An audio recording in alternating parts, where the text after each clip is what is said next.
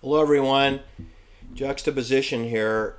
Today's video will be entitled San Francisco Private Clubs. This is going to be a short video. I'm going to hone in on the oldest private men's clubs in San Francisco. The eldest club being the Olympic Club, which is located at 524 Post Street in San Francisco on Union Square. It is directly across Post Street to the north from the St. Francis Hotel, which now goes by the corporate umbrella of Westin St. Francis Hotel. And the Olympic Club was founded on May 6th, 1860. Now, for you historians out there, you do know that the greatest creation of wealth in California was the Comstock Lode discovered in Virginia City, Nevada. Virginia City, which I know intimately since I did 2 motorcycle Grand Prix races there. That means I have raced over 250 miles at high speed and done 10 laps, 10 25-mile loops around Virginia City. And I can tell you that they've done a boatload of mining there and produced a whole lot of rocks, one of which I crashed into and broke my front wheel. Anyway, it's home to the Bucket of Blood Saloon and the suicide table where people would gamble away all their wages and commit suicide, right? When they lost. Virginia City, Nevada. It's pretty high up. It's like 6,000 feet above sea level. Whereas the town of Reno is around 5,000 feet of elevation, and Virginia City is at least another 1,000 feet up the mountain. Anyway, what I wanted to tell you is the Comstock Lode, which is spelled L-O-D-E, it is named after its the owner of the mine shafts. Virginia City Grand Prix is the only motorcycle race I attended where the organizers told me to stay on the course because they weren't going to come back and look for lost riders that didn't check in, because there were over 25,000 miles of mine shafts in Virginia City, and the promoters couldn't take the time to look in 25,000 miles of mine shafts. So I took heed, and it's kind of hard to stay on the course when you're in the heat of battle, right? Anyway, the Comstock Lode discovery of silver in Virginia City was June 12th, 1859. That's very important. It's named after Henry Comstock, who was a part owner of the property on which silver was originally discovered on or about June 12th, 1859. So you see how things work, people, that it was 11 months later, on May 6th, 1860, 11 months later, the Olympic Club was born. And they had their clubhouse at 524 Post Street. They also have a golf course, a magnificent golf course, which has hosted some major golf tournaments over the years. That's out in the avenues. And what I wanted to tell you is that the Bohemian Club came along, which I believe is the second oldest men's club in San Francisco, 12 years later. In 1872, the Bohemian Club was founded at 624 Taylor Street. Now, before you get too excited, you should know that 624 Taylor Street and 524 Post Street's the same exact GPS coordinate. In other words, the same buildings. There's 2 buildings, but they're built together. They share a wall, they share a basement. They share an easement in the north side of the 2 buildings. So what I'm trying to tell you is that the Bohemian Club, from an architectural point of view in San Francisco, is essentially part of the Olympic Club. And most of the members of the Olympic Club are members of the Bohemian Club, and vice versa. And most of these clubs, these fancy clubs throughout the world, have what's called reciprocal memberships.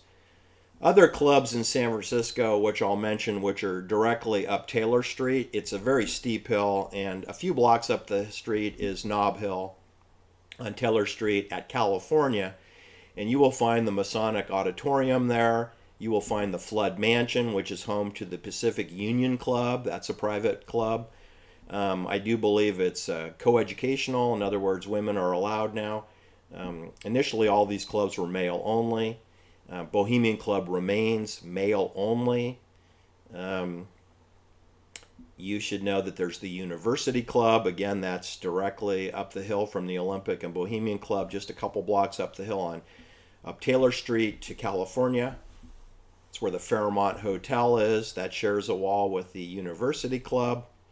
So these places, the Masonic Temple, the Flood Mansion, the Fairmont Hotel, the University Club, the Pacific Union Club, the Bohemian Club, the Olympic Club, they're all intertwined. Then, of course, the Bohemian Club is famous for the Grove, which is 2,700 acres of land, which isn't necessarily that big. It's on extremely steep hillside with redwood rainforest groves, beautiful. I have been there, and I have probably examined a grand total of 25 acres of the 2,700. So, in other words, a pin drop. However, I have been all around the perimeter of the Bohemian Grove and am highly knowledgeable about the few access. There are numerous access points onto the property. They're all surveilled, so don't get any smart ideas. But in fact, there are some, if you wanted to hoof it, there's unlimited amounts of entry points onto the Bohemian Grove, including the Russian River. But like I said, surveillance cameras are everywhere on the perimeter of the property and probably throughout the property. I don't know. I didn't go to the secret meeting, so I don't have access. I have been to the Owl. They do have a Moloch Owl. It is approximately 40 feet tall. It's made out of cement, concrete. There's a wooden platforms that are known as a stage below it. There's a pond that I understand they pour a green dye into the pond for celebrations. The Owl is designed as a fireplace, so you can light a fire inside of it. It does have some large eyeballs that if used incendiary devices, you could blow some fireballs out of those eyes, I believe. I don't know. I've never seen a fire in there. I saw the Owl during the daytime. The Owl is in plain view if you were on a kayak or canoe on the Russian River, but you'd need to know it's there. It is set back on a bluff. It is not easily viewable. It also has a layer of moss on it and is well camouflaged, but it's there. It's not really hidden at all. Then directly across the river from the Owl are some nice homes, in cabins, and they're surrounded by locked steel gates and I'm sure surveillance cameras. There's a municipal golf course across the river from the Owl, slightly to the east, not directly across street, just a smidgen to the east. And I would say that most of the golfers there have not a clue that the Bohemian Grove Owl is in such close proximity to their golfing, but it is. It all goes under the category of hiding in plain view. Anyway, I have never in my life witnessed any satanic rituals in the clubhouse, and I've been to the basement during hijinks night. I did meet George Shultz, who was Secretary of State for Ronald Reagan at the time I met him. I met Caspar Weinberger, who was the Department of Defense Secretary at the time when I met him. He was formerly Executive Vice President of Bechtel Corporation, family company construction, military contractor. George Shultz was the former CEO of Bechtel.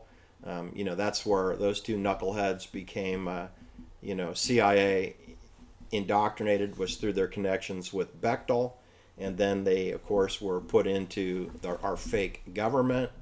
The Secretary of State is in control of all CIA housing for the world, the whole world. All the embassies are CIA operation bases, in case you didn't know. So that puts Hillary Clinton into the bullseye, right? Because wasn't she Secretary of State for a while? You betcha. That means that's a CIA job. You're in charge of residency for CIA agents operating worldwide. Other than that, I don't think the Secretary of State has any real power or authority. I never got the impression that George Shultz was in charge of Bechtel. I never got the idea he was in charge of the State Department. He's just the toothless German shepherd that they parade out.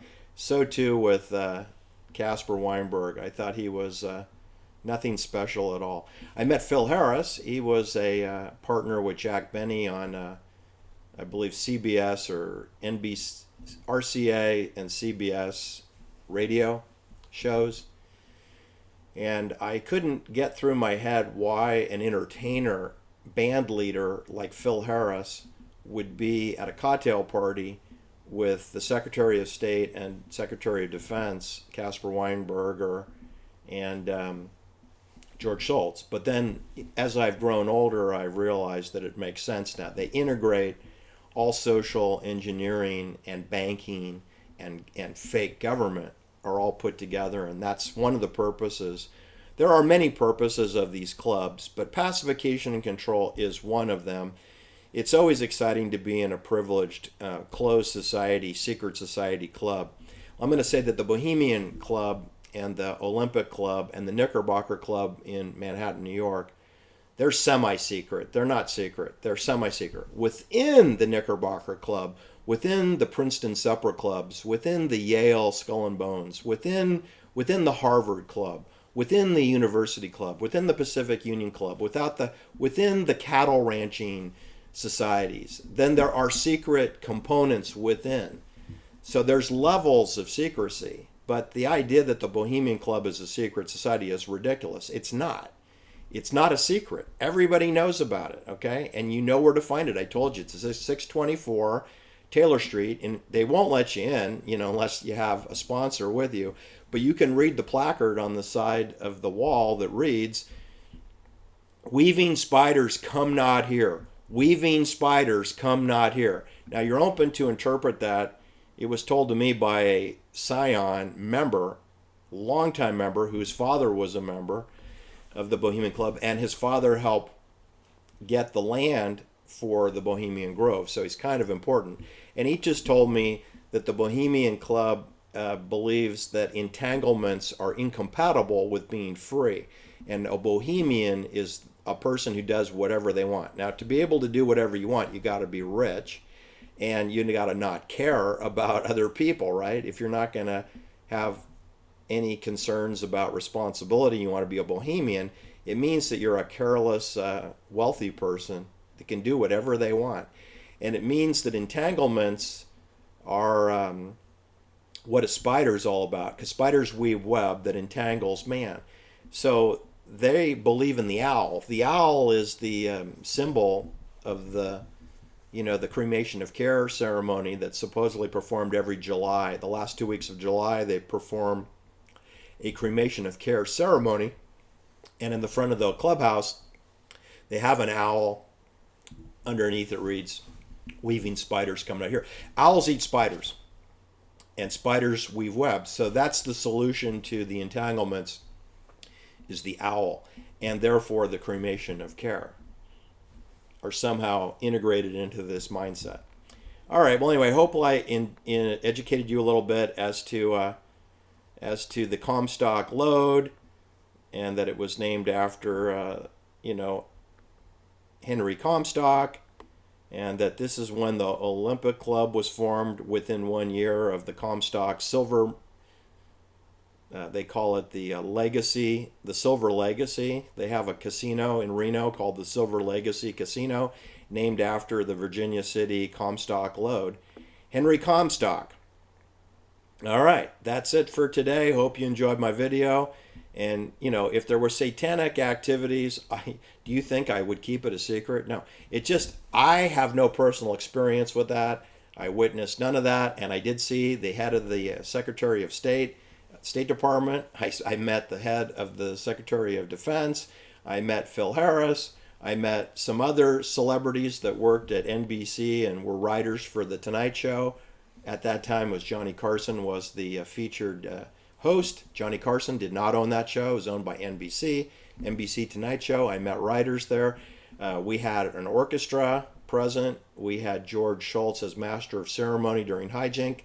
He was funnier than Johnny Carson. George Schultz was hilarious. Now, his material was professionally prepared, and he knows how to read his script. He's professional. Also, I didn't know George Schultz plays the piano. He plays the piano. He's a very entertaining fellow. And of course, he was on the board of directors of Theranos, where Elizabeth Holmes is being convicted 11 years in federal prison. And George Schultz passed away, so he's dead. But Henry Kissinger's still alive, and Henry Kissinger was a board member along with George Schultz on the Theranos board. So you should arrest Henry Kissinger, whose real name is Heinz Meyer Loeb, because he was paid $750,000 a year to babysit Elizabeth Holmes, and they only prosecuted Elizabeth Holmes and her ex-husband. They did not prosecute Henry Kissinger. And, you know, there are crimes committed by the Rand Corporation and Paramount Pictures, a.k.a. Gulf and Webster. Henry Kissinger sat on the board of directors of those two corporations. Why is that guy not locked up? All right, that's my video for today. Thanks for listening. Talk soon. Bye-bye.